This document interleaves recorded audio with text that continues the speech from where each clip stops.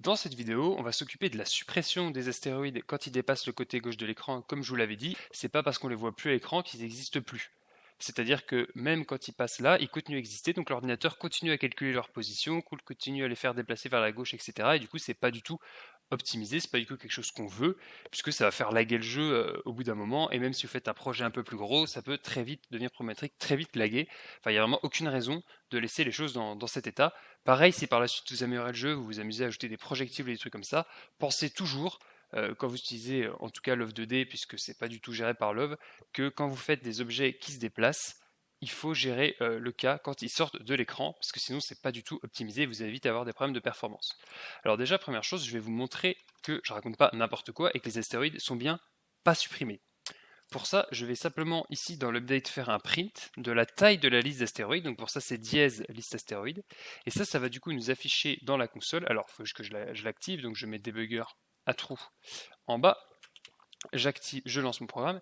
Et là, du coup, ça m'affiche la taille de la liste astéroïde. Donc, en fait, le nombre d'astéroïdes que la liste contient. Donc, le nombre d'astéroïdes qu'on a généré. Donc, vous voyez, là, on a 1, on a 2, on a 3. Et là, hop, il va sortir, mais on en a toujours 3. Là, on en a 4, alors que lui est sorti. Là, on devrait avoir 3 astéroïdes, on en a 5. Donc vous voyez bien que les astéroïdes font juste s'ajouter à la liste et ça va vite devenir problématique par la suite. Donc pour supprimer ces astéroïdes, en réalité, c'est assez simple. On va reprendre le principe ici de parcourir un astéroïde, sauf que ici, au lieu de modifier sa position X, on va vérifier si sa position X est inférieure à la gauche de l'écran. Donc c'est-à-dire si l'astéroïde, s'il y en a qui apparaît, voilà, l'astéroïde ici est passé de ce côté-là. Donc rappelez-vous que le point de référence de l'astéroïde, c'est le point en haut à gauche. Donc on ne peut pas juste vérifier si la position X est inférieure à 0, puisque du coup ça sera pas bon, puisque la position de base est en haut à gauche de l'astéroïde. Et donc on va vérifier s'il a dépassé cette borne de l'écran, et si oui, on va le supprimer. Donc pour ça, on peut reprendre cette boucle là. Alors, vous allez voir qu'on va devoir faire une petite modification parce que ça ne marchera pas directement comme ça, mais je vais vous montrer étape par étape. Donc là, on reprend cette boucle qui va juste parcourir la liste d'astéroïdes et on a une petite variable tampon A qui stocke l'astéroïde courant. Donc là, du coup, il nous faudrait une condition pour supprimer l'astéroïde. Alors, qu'est-ce qu'on a dit? On a dit qu'on voulait vérifier si la position X de l'astéroïde plus sa largeur était inférieure à 0. Pourquoi? Tout simplement parce que si on fait juste position X de l'astéroïde inférieure à 0, ce qui se passe ici, je vais vous montrer avec un schéma, c'est que là, vous voyez, alors je vais faire comme ça, ce sera plus simple. Hop. Là, mon astéroïde, il est dessiné comme ça. Et son origine, c'est le point en haut à gauche de l'image. Donc c'est ce point ici. Si je vérifie juste, est-ce que ça, c'est inférieur à 0?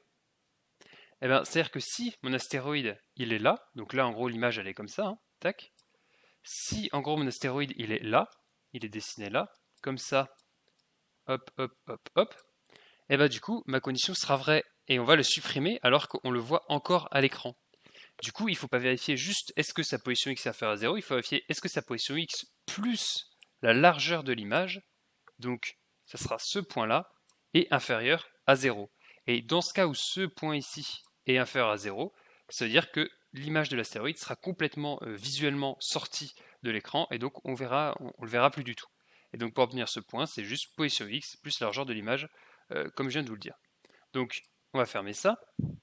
Et donc on met ça en pratique, donc dans un if, c'est juste simplement if a.x, donc l'astéroïde courant point sa position plus du coup on a dit la largeur de l'astéroïde, donc qui est la largeur de l'image, qui est stockée dans a.img8.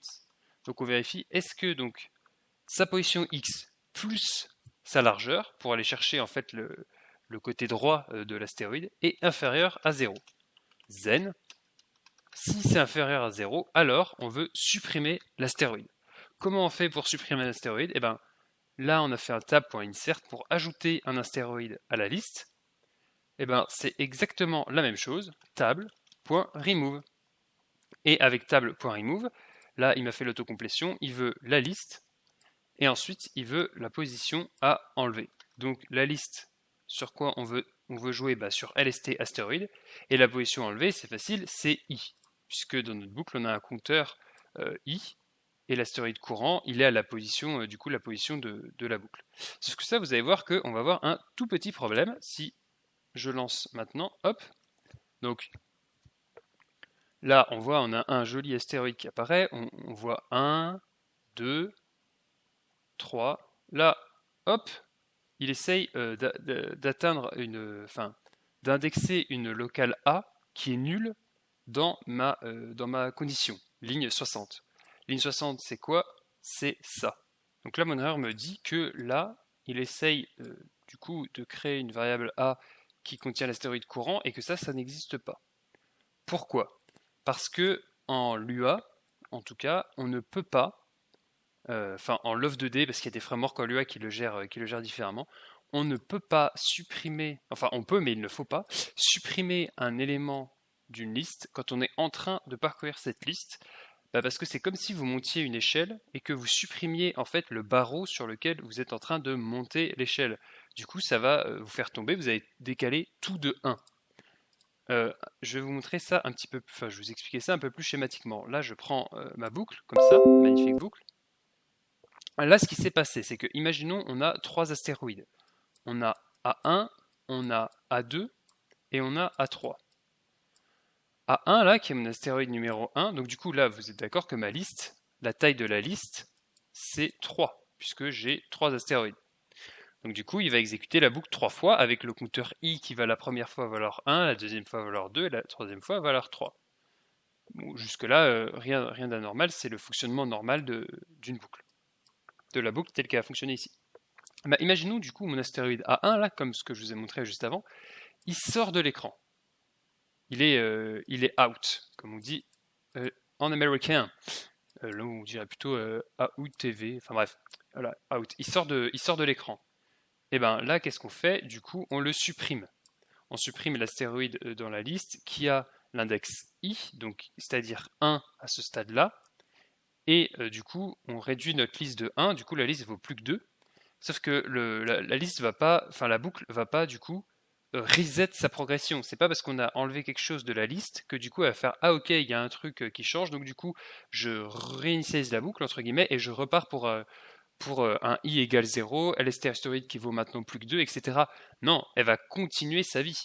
Donc là, on a supprimé un astéroïde, donc on a supprimé le 1, sauf que pour le programme, LST astéroïde vaut toujours 3, puisqu'on est toujours dans la première boucle, donc on va toujours faire la boucle 3 fois, et du coup le compteur il va garder sa valeur. Donc là on a fini le premier tour de boucle, 1, on va rentrer dans le deuxième tour de boucle, donc là le compteur va vouloir 2, on va créer du coup une variable A qui va aller chercher le deuxième astéroïde, il est là, il existe, on vérifie s'il est sorti de l'écran, il n'est pas sorti de l'écran, donc suivant, troisième tour de boucle, ça c'est fini, on rentre dans le troisième tour de boucle, sauf qu'en réalité on ne devrait pas rentrer dans ce troisième tour de boucle, puisque la liste astéroïde ne vaut plus que 2, sauf que la taille de la liste n'est pas dynamique en Love2D, c'est-à-dire que même si vous amusez à supprimer des éléments de la liste, la boucle, elle, va quand même s'exécuter une fois totalement en fonction de la valeur qu'elle avait au tout début. Donc là, quand on arrive à cette ligne-là, il va tenter d'aller chercher, du coup l'index vaut 3, donc il va faire LST astéroïde de 3, sauf que ça n'existe plus, parce que notre liste n'a plus que 2 éléments. Et c'est pour ça qu'il me disait qu'il essayait d'indexer A à nul, parce que il allait chercher le troisième élément d'une liste qui a plus que 2 éléments, puisqu'on s'amuse à supprimer en cours de route un élément de la liste.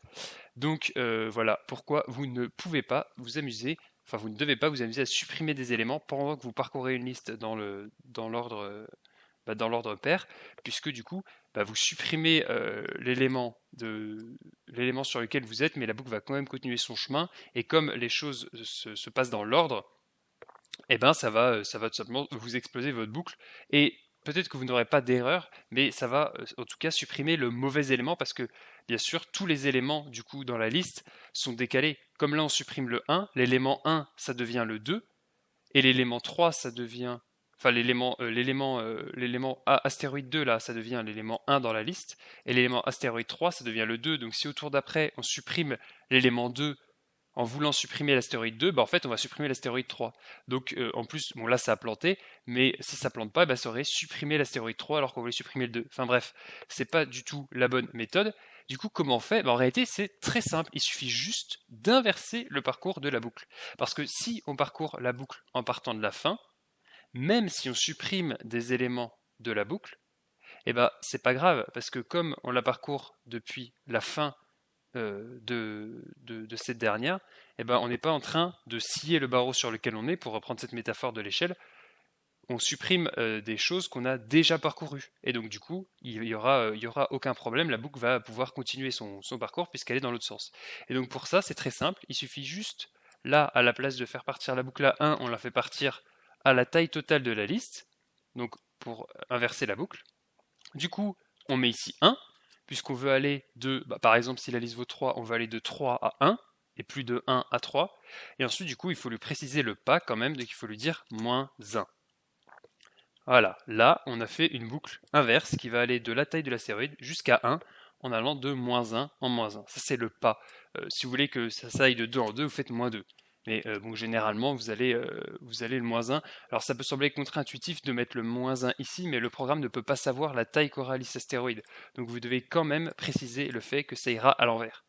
D'ailleurs, par défaut, dans une boucle de vase, vous pouvez faire ça aussi, hein, ça marche très bien. Dans une boucle comme ça, plutôt, ici, vous pourrez rajouter le 1. C'est juste que c'est pas utile, parce que par défaut, c'est comme ça.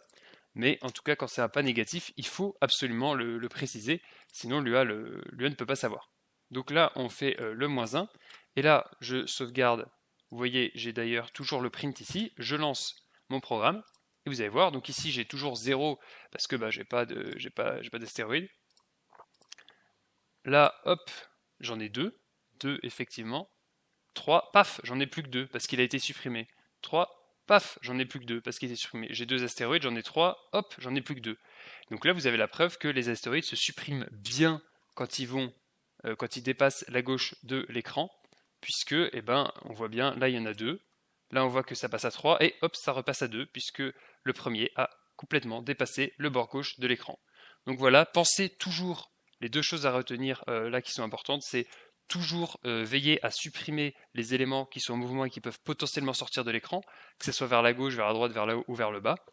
Et aussi, quand vous supprimez des éléments d'une liste, la solution c'est de parcourir la liste à l'envers, puisque comme ça, vous ne supprimez pas l'élément sur lequel vous êtes en train de boucler, et donc vous ne décalez pas tous les éléments vers le haut, vous supprimez des éléments sur lesquels vous avez déjà bouclé, vous avez déjà itéré, et donc du coup, ça ne change pas le parcours de la boucle, et ça ne vous posera pas les problèmes qu'on a pu avoir tout à l'heure.